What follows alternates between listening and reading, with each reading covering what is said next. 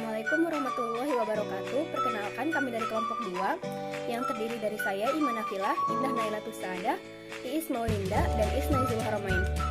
Baik, di sini kami akan sedikit membahas tentang manajemen arus kas. Baik, langsung saja ke materinya. Materi yang pertama yaitu mengenai pengertian arus kas dan mengestimasikan arus kas akan dijelaskan oleh Iis Maulinda.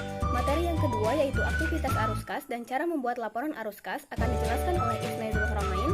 Dan materi yang ketiga yaitu tentang metode laporan arus kas atau laporan cash flow akan dijelaskan oleh saya sendiri. Dan yang keempat yaitu mengenai jenis-jenis cash flow yang dikaitkan dengan suatu usaha akan dijelaskan oleh Indah Nailatus Saadah. Baik, langsung saja ke pembahasannya. Saya di sini akan menjelaskan materi tentang pengertian arus kas dan mengestimasikan arus kas.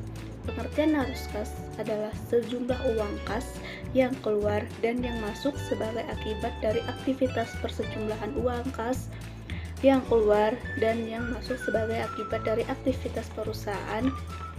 Dengan kata lain adalah aliran kas yang terdiri dari aliran masuk dalam perusahaan dan aliran keluar perusahaan serta berapa saldonya setiap periode. Mengestimasikan arus kas. Langkah yang paling penting dan paling sulit adalah penganggaran modal. Penganggaran modal adalah mengestimasikan arus kas suatu proyek, yaitu pengeluaran investasi dan arus kas masuk bersih per tahun. Setelah suatu proyek dijalankan, banyak variabel yang terdapat di dalamnya dan banyak individu dan departemen yang berpartisipasi dalam proses. Assalamualaikum warahmatullahi wabarakatuh. Nama saya Iis Naizul Haramain. Saya akan menjelaskan tentang aktivitas arus kas atau cash flow. Yang pertama ada aktivitas operasi atau operating activities. Aktivitas operasi adalah laporan arus kas yang terdiri dari kegiatan operasional perusahaan. Dengan kata lain, aktivitas ini dapat diperoleh dengan memasukkan nilai dari pengaruh kas atau bank pada transaksi yang dilibatkan dalam penentuan laba bersih. Sebagai contoh seperti penjualan barang dan jasa dari pelanggan, pembelian persediaan, dan lain-lain. Kedua, ada aktivitas investasi atau investing activities. Aktivitas investasi ini berkaitan dengan aktivitas arus kas yang dihasilkan dari penjualan ataupun pembelian aktiva tetap atau kegiatan memasukkan nilai dari transaksi yang mempengaruhi kas atau bank untuk kegiatan investasi pada aset yang umumnya diperkirakan lebih dari 1 tahun. Contohnya pembelian atau penjualan aktiva tetap atau investasi jangka panjang. Yang ketiga ada aktivitas pendanaan atau financing activities. Aktivitas pendanaan merupakan aktivitas yang berasal dari penambahan modal perusahaan. Kita dapat masukkan nilai penambahan atau pengurangan kas yang berasal dari kewajiban jangka panjang dan ekuitas pemilik, seperti penyetor modal awal, utang bank atau obligasi, dan penerbitan saham. Baik, di sini saya akan menjelaskan tentang cara membuat laporan arus kas. Yang pertama, menghitung kenaikan atau penurunan kas. Langkah pertama adalah menghitung kenaikan atau penurunan kas perusahaan. Untuk penghitungan, kita dapat melihat laporan arus kas dan neraca pada akun kas. Selain itu, kita juga dapat menghitung kenaikan dan penurunan kas dengan melihat buku kas dan buku kas kecil. Yang kedua, menghitung dan melaporkan kas bersih yang digunakan pada aktivitas operasional. Kas digunakan untuk berbagai macam kegiatan. Pada langkah ini, kita harus memisahkan kas yang khusus untuk kegiatan operasi. Kemudian, hitung jumlah dan buat laporan kas bersih yang digunakan untuk aktivitas operasional. Yang ketiga, menghitung dan melaporkan kas bersih yang dilakukan pada aktivitas investasi di laporan cash flow atau arus kas. Langkah ini sama dengan yang kedua, hanya saja yang membedakannya yaitu kegiatan investasi. Kegiatan investasi misalnya pembelian, penjualan aktiva tetap atau aktivitas jangka panjang lainnya. Yang keempat, menghitung dan melaporkan kas bersih yang digunakan pada aktivitas pendanaan. Cash flow ini juga sama seperti sebelumnya. Untuk menghitung, kita dapat memasukkan nilai penambahan atau pengurangan kas yang berasal dari kewajiban jangka panjang dan ekuitas pemilik. Yang kelima, hitung dan jumlahkan kas bersih dari ketiga aktivitas cash flow. Langkah terakhir yakni menghitung penggunaan dan penerimaan kas bersih dan aktivitas operasional, investasi, dan pengelolaan. Baik, di sini saya akan menjelaskan tentang metode laporan arus kas atau laporan cash flow. Yang pertama yaitu ada menyusun laporan cash flow dengan metode tidak langsung. Nah, setelah mengetahui pengertian cash flow, selanjutnya adalah cara menyusun cash flow. Dalam penyusunan laporan arus kas dapat dilakukan dengan metode tidak langsung. Nah, laporan arus kas yang disusun dengan menggunakan metode ini pasti berhubungan dengan 3 elemen. Di antaranya adalah arus kegiatan usaha, kas dari investasi, serta kas dari pendanaan. Nah, berikut langkah-langkah menyusun laporan arus kas menggunakan metode tidak langsung. Yang pertama ada siapkan laporan laba rugi. Pertama, siapkan dulu data-data yang dibutuhkan. Salah satunya adalah laporan laba rugi dari periode yang sedang berjalan. Dari data tersebut akan terlihat kondisi perusahaan apakah sedang rugi atau sedang untung. Nah, yang kedua yaitu siapkan laporan neraca. Langkah selanjutnya adalah siapkan juga laporan neraca periode yang berlangsung dan sebelumnya. Mengapa harus disiapkan laporan tahun berjalan dan sebelumnya? Hal ini berfungsi untuk membandingkan serta memperoleh data aktivitas keuangan perusahaan di periode tahun berjalan. Nah, yang ketiga yaitu menyesuaikan laba bersih yang dilihat dari laporan laba rugi. Pada laporan laba rugi akan didapatkan data posisi keuangan perusahaan apakah rugi atau sedang mengalami laba. Dengan melakukan penyesuaian laba rugi ini nantinya akan didapatkan arus kas dari aktivitas operasi. Nah, yang selanjutnya yaitu yang keempat yaitu melakukan koreksi pengaruh dari transaksi bukan kas. Apabila sudah didapatkan nilai arus kas dari aktivitas operasi, maka selanjutnya adalah mencari arus kas investasi dan pendanaan. Nah, yang kelima yaitu membuat laporan arus kas. Nah, baik, yang selanjutnya yaitu tentang menyusun laporan cash flow dengan metode langsung. Nah, selain menggunakan metode tidak langsung, menyusun laporan cash flow juga dapat dilakukan dengan metode langsung. Bedanya dengan metode tidak langsung adalah sumber datanya. Metode langsung ini menggunakan sumber data dari buku kas bank dan buku kas kecil. Berikut bagaimana langkah-langkah menyusun laporan cash flow menggunakan metode langsung. Yang pertama yaitu melakukan pemeriksaan silang. Ada beberapa dokumen yang diperlukan untuk melakukan proses pemeriksaan silang, mulai dari buku kas bank, rekening koran, bonggol cek, serta buku kas kecil atau petty cash. Pemeriksaan silang ini juga lebih dikenal dengan istilah rekonsiliasi.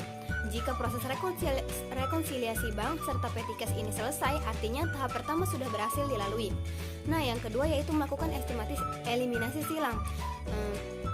Yang ketiga yaitu melakukan klasifikasi semua jenis pengeluaran dan pemasukan dalam laporan arus kas.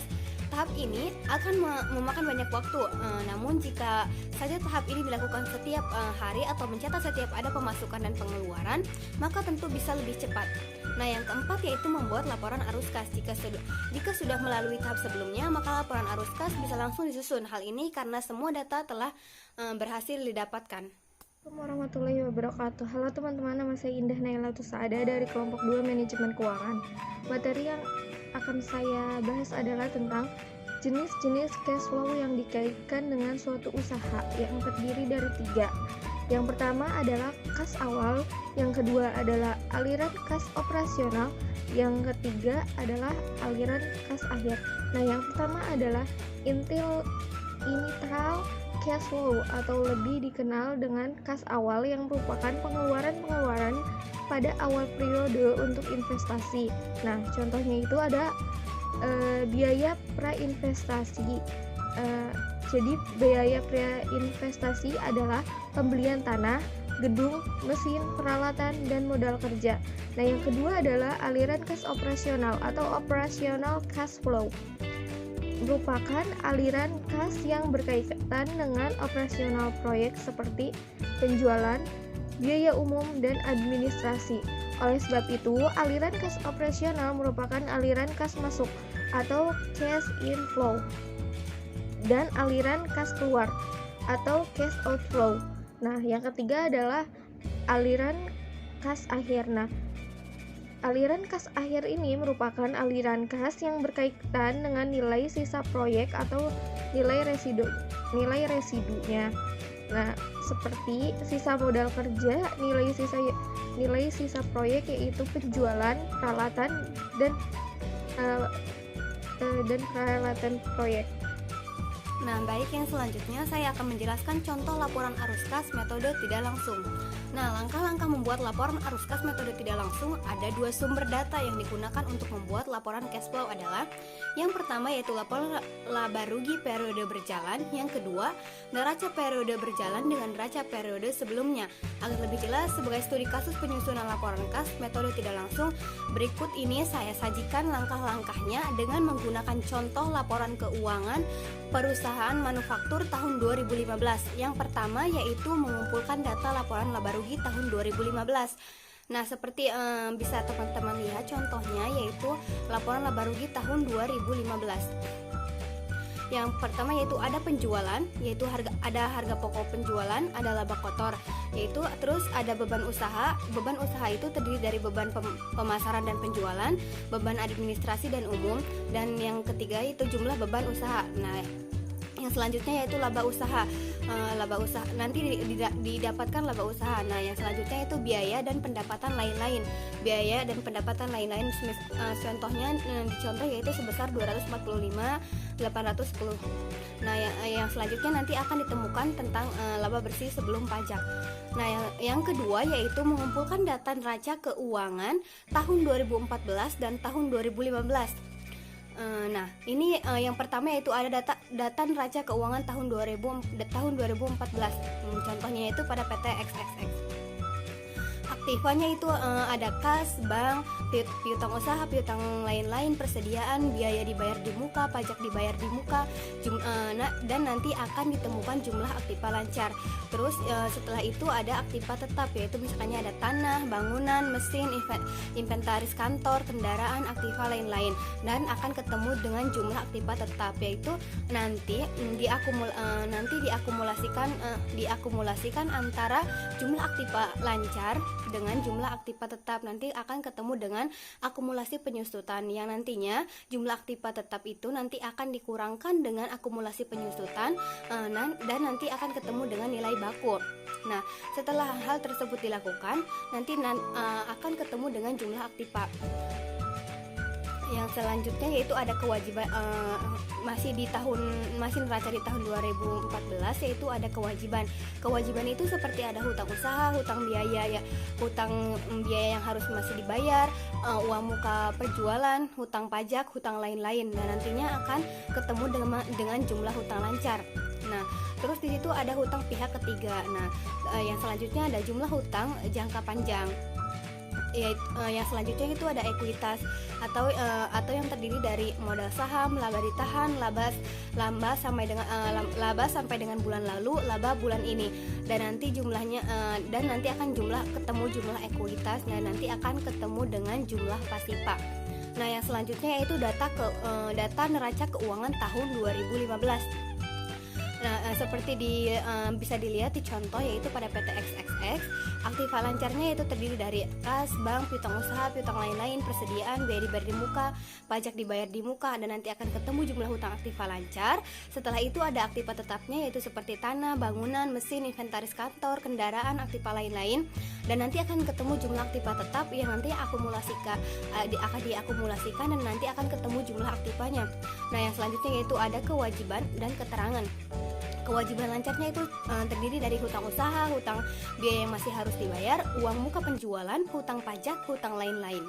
Nah, jumlah hutang lancar, hutang pihak ketiga, dan akan ketemu dengan jumlah hutang jangka panjang. Nah, ada ekuitas atau modal saham.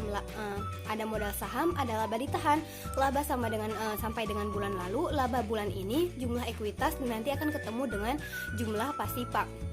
Nah, sebenarnya sama saja di tahun 2015 dan tahun 2014, hanya saja yang membedakan adalah angkanya, yaitu untuk sebagai pembanding antara keuangan di perusahaan tersebut apakah mengalami kerugian atau keuntungan. Nah, yang ketiga yaitu ada membandingkan laporan neraca periode sebelumnya dengan neraca periode berjalan, yaitu pada tahun 2014 dan tahun 2015. Data aktivanya yaitu ada aktiva lancar, yaitu seperti kas, bank, piutang usaha, piutang lain-lain, persediaan, biaya dibayar di muka, pajak dibayar di muka, dan nanti akan ketemu jumlah aktiva lancar di mana tahun 2014 yaitu aktiva lancarnya sebesar 129.692.761 dan ketemu aktiva lancarnya tahun 2015 yaitu sebesar 61 juta. Sekian. Dan nanti dan ada jumlah aktiva tetapnya seperti ada tanah, bangunan, mesin, inventaris kantor, kendaraan, aktiva lain-lain yang nanti akan ketemu jumlah aktiva tetap. Kalau jumlah aktiva tetap tahun 2014 yaitu sebesar 25 juta sekian, 25.833, dan kalau jumlah aktiva tetap di tahun 2015 yaitu 25.850, dan nanti akan ketemu akumulasi penyusutannya seperti yang ada di contoh di atas. Setelah itu nilai bakunya dari nilai di atas dan jumlah aktivanya, nanti jumlah aktiva antara aktiva tetap dan aktiva lancar akan diakumulasikan sehingga mendapatkan jumlah tahun 2014 itu sebesar 146 juta, dan pada tahun 2015 itu sebesar 77.683, dan net change-nya yaitu sebesar minus 68.321. Nah, yang keempat yaitu menyusun laporan arus kas metode tidak langsung. Nah, laporan arus kas untuk periode 31 Desember 2015 karena yang dicarinya yaitu 2015. Kalau yang di atas itu 2014 karena itu merupakan perbandingan antara 2014 dan 2015. Laporan arus kasnya yaitu ada arus kas dari aktivitas operasi yang dimana ada laba atau rugi, ada penyesuaiannya itu yaitu ada penyusutan aktiva dan amortisasi. Nah, yang selanjutnya itu kas sebelum perubahan modal kerja, yaitu yang selanjutnya itu ada piutang usaha, piutang lain-lain, persediaan, pajak dibayar di muka, hutang usaha, hutang biaya yang masih harus dibayar, hutang uang muka penjualan, hutang pajak, hutang lain-lain, hutang pihak ketiga, kas dari aktivitas operasi. Wabarakatuh. Nama saya Indah Naila Tusada dari kelompok 2 manajemen keuangan. Materi selanjutnya ini ada contoh soal metode langsung. Contoh kasusnya dari PT Campuran Pedia.com, laporan arus kas metode langsung untuk tahun yang berakhir pada 31 Desember 2017. Yang pertama ada arus kas dari kegiatan operasional. Nah, arus kas dari kegiatan operasional ini di dalamnya ada kas diterima dari pelanggan dikurangi pembayaran kas untuk persediaan, pembayaran kas untuk operasi, pembayaran kas untuk pajak penghasilan, pembayaran kas untuk bunga. Lalu total dari arus kas dari kegiatan operasi ini adalah senilai 100.500 perak. Yang kedua ada arus kas kegiatan investasi. Arus kas kegiatan investasi di dalamnya ada kas dari penjualan tanah dikurangi kas yang dibayar untuk membeli tanah, kas dibayar untuk membeli gedung. Jadi total dari arus kas dari kegiatan investasi ini adalah 75.000. Nah, yang ketiga ada arus kas dari kegiatan pendanaan. Di dalamnya ada kas diterima dari penjualan saham biasa dikurangi kas yang dibayar untuk melunasi utang obligasi, lalu kas untuk membayar dividen. Nah, total dari arus kas bersih kegiatan pendanaan adalah 26.000. Terus kenaikan dalam kas adalah 71.500. Kas pada awal tahunnya adalah 26.000. Kas pada akhir tahunnya 97.500. Baik teman-teman, sekian pembahasan dari kelompok kami mengenai manajemen arus kas. Kurang lebihnya kami mohon maaf. Assalamualaikum warahmatullahi wabarakatuh.